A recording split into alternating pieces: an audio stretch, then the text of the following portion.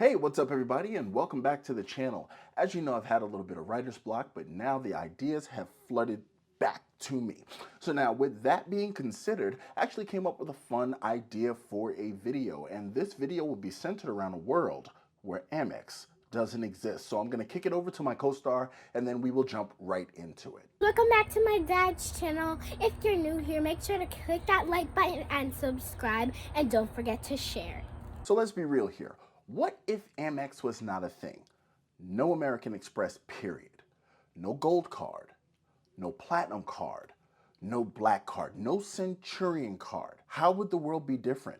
Would there be as many videos on credit card YouTube with people canceling and then keeping and saying, is it worth it every month of the year? Like literally 13 months out of 12 times a year. Would there be those videos? What would people do for groceries? What would they do for travel? I mean, how could people survive without the FHR credit or the United Travel Bank? I mean, these are things that we have to consider. I myself have done videos on my legion of American Express cards. So think about it that way. What if Amex didn't exist? What would talking heads like me and other travel and points optimizers like me and you do without Amex? So let's cover a few categories and let's get into the reason why you probably want to have alternatives just in case you end up like, some folks who had a bad time with Amex. Ooh, hope you worked that out. So first things first, a big part of my life is travel. And the reason a big part of my life is travel is because I travel for work. I do not work a standard job where I'm in town driving back and forth to the office. I travel many states away frequently in order to get the bills paid. So with that, the Amex Platinum Charles Schwab Edition is my go-to travel card.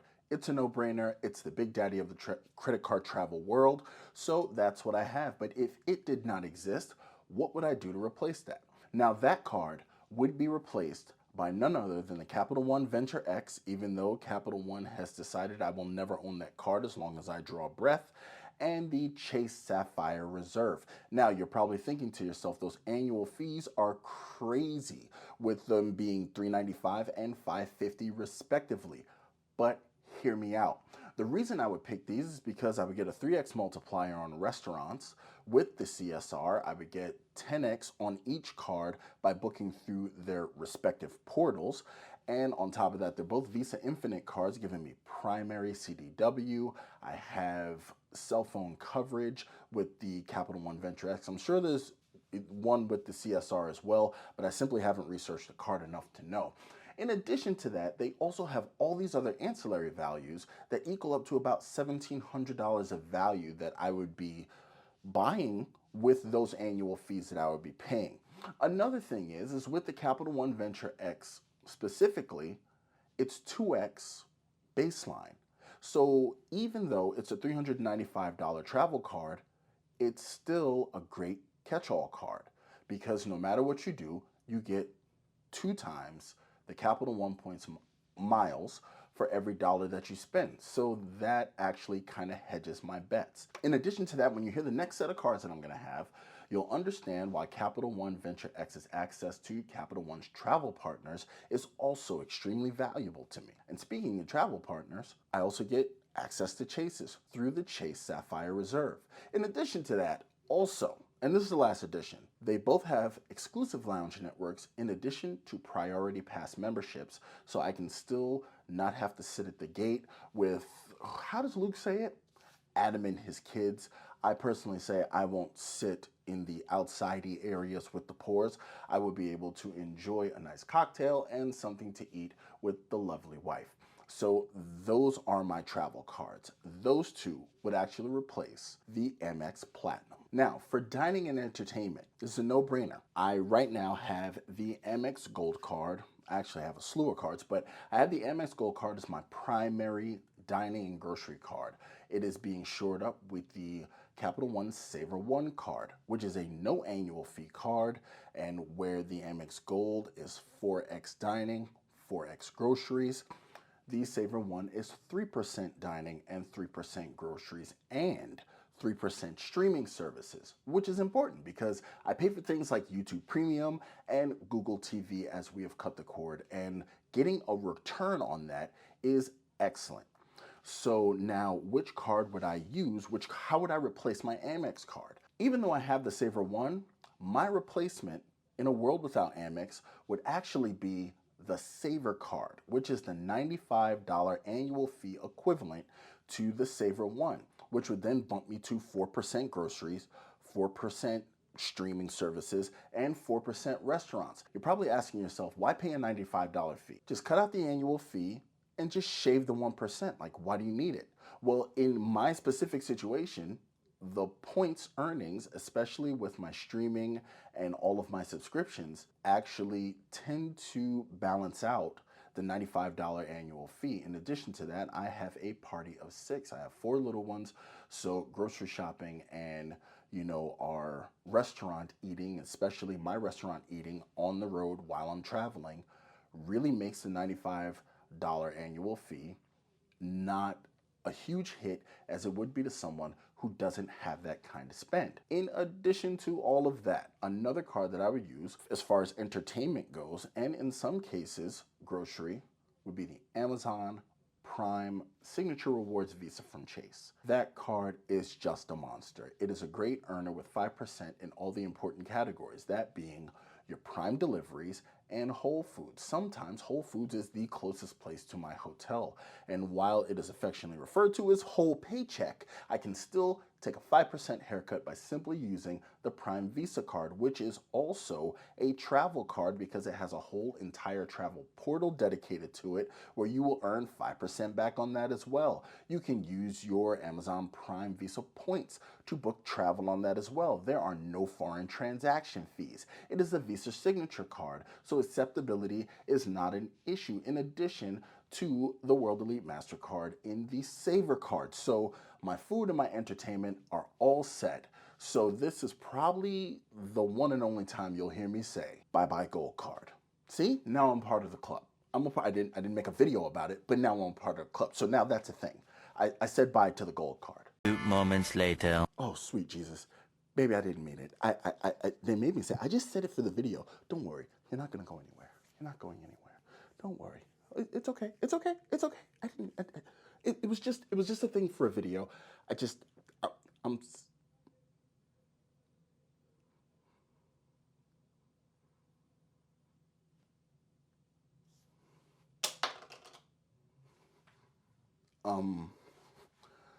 moving on to the next category. So now for this category, without Amex, I have a card or a couple of cards that I refer to as my 6 shooters. In other words, they can cover multiple categories all wrapped up in a pretty package. They don't do anything particularly spectacular, but they do a lot of things fairly well.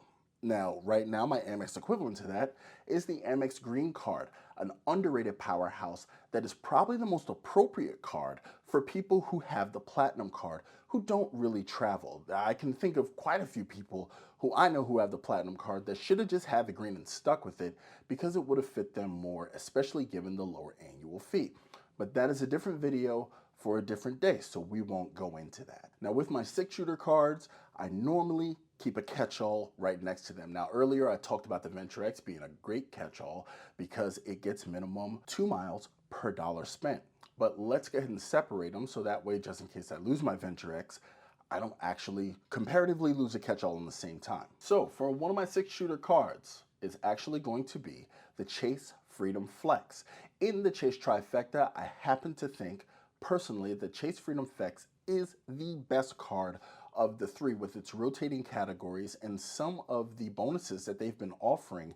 The ability to get 7x on gas or groceries, even if it's for 3 months, is huge, especially when combined with a gateway card through Chase that gives you access to their travel partners. So I don't know why anybody would really start their trifecta with any other card, because I would probably start with the best and then build up the supporting characters around it. But that is just me. Shout out to Tariq. I'm sure you probably appreciated that part. This 0 annual fee card with literally best in class for a no annual fee, well, almost best in class for a no annual fee card cell phone protection, is a World Elite MasterCard that has acceptability, pretty much everywhere. It has a couple of categories that are actually not 1X that are steadfast. I do believe it's restaurants. Like I said, I just shoot these things. I'll do the research here and there. And, I'm just keeping it real with you.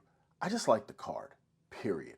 And the rotating categories really help. And then the fact that it can be product changed into a freedom, like how the sapphires can be, you can start stacking them up and you can really just have a great line of them to cover a lot of things. Now, my next 6-shooter card is going to be the Wells Fargo autograph. That card covers a great amount of things for 0 annual fee. It is a signature Visa card, beautiful. It also gives you access to Wells Fargo transfer partners, which are considerably less than the other ecosystems, but they are there and you do not have to pay a fee in order to access them.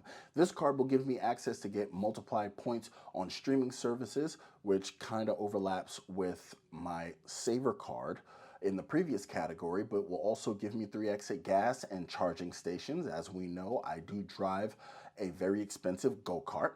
In addition to that, there's 3% on transit and travel purchases. This card also offers cell phone protection services. So I have a couple of different ways to protect the phone just in case I want to do an unannounced live from some weird lounge in Kuala Lumpur or Turkmenistan or wherever it is that I may be flying at any given moment. And another great addition is that it actually gives you 3x at restaurants as well. So just in case I lose my Saver card, I can still have a multiplier for restaurants. This is the 3rd card that actually overlaps with restaurants. So I like to eat, we like to eat, so we're covered. Now my final entry in this category, and this is a late add-on, is the Robinhood Gold card. It's now out. It's 3% in everything. And aside from taxes and anything else that is not approved per the terms and conditions, why wouldn't I use that? 3%. Yes, everyone knows I'm all about the points, but I do use cards currently in a world that does have Amex that don't give me points that I can travel with, like the Amex Prime Visa card. I use that card all the time, and I just use it to build up Prime points, and every so often I'll make a free purchase on Amazon. It returns value. So the Robinhood Gold card would actually be another backup catch-all card for me because I know that any non-category spend, as long as it is approved, is 3%. And the final edition as a catch-all, because I just like this card. Really and truly, it's not a catch-all per se, but as a points bump, would be the built card because my setup would not be complete without it. I will not get into how much I love the built card. As a matter of fact, you can probably just look at that video right there and you can see how I feel about it, especially when I picked it up. It is a forever card in my wallet and it will always be in any setup that I have. Now for the final category, business. Everyone knows I hold business cards. I hold them, I love them, they're great. I use them responsibly, I use them correctly. I make sure that I fill out my applications as truthfully as possible. Unfortunately, I have not gotten on the ink train, but most of the business cards that I've gotten, I've actually gotten while well over 524, and you can see that series of videos as well. I'll go ahead and put one here. Here, look at that one first. But these cards are great. And my business setup would actually be the Chase Ink Business Cash and the Chase Ink Business Preferred. Those would replace my Blue Business Preferred that I have. That's currently my Amex catch-all with 2x points up to $50,000 worth of spend. Now, the reason I would do the Chase Ink Business Preferred and the Chase Ink Business Cash is because for some reason, should I have to lose my Chase Sapphire Reserve, I still have access to Chase's travel portals through the Ink Preferred. That is an equivalent to the Sapphire cards. In addition to that, I have the multipliers of the Chase Ink Business Cash. I have the primary CDW of the Chase Ink Business Preferred and its sundry 3X categories, including transit, so I can rent cars for business, and I will have primary CDW on that, and I can keep all of these business reports and expenses totally separate. And these cards just work. They cover everything. If you're asking why I'm not including the Chase Ink Business Unlimited, it's because it's a 1.5 card. I mean, I gotta tell you guys, the Ink Unlimited, I already have the Freedom Unlimited. The Ink Unlimited, it just really doesn't give me a lot of pizzazz. So I think I would be fine going without it. because with the way my business purchases are set up, I do believe these cards will do the trick, and they are great cards. Now, with all that being said, I'm sure that some of my credit card aficionados were actually keeping track of the annual fees. Because think about it, in a world where Amex exists, annual fees are always a part of the conversation.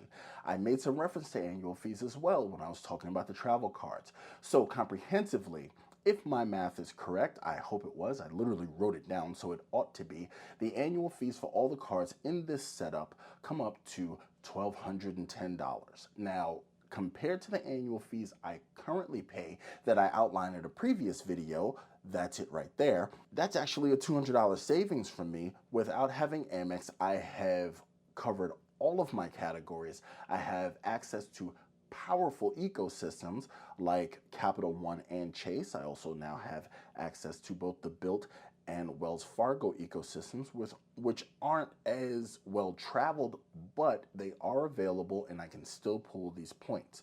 And with these annual fees, I have actually bought a lot of value that I can then use. So I get lift credits from the CSR. I get a 10,000 point bonus from the Venture X every year.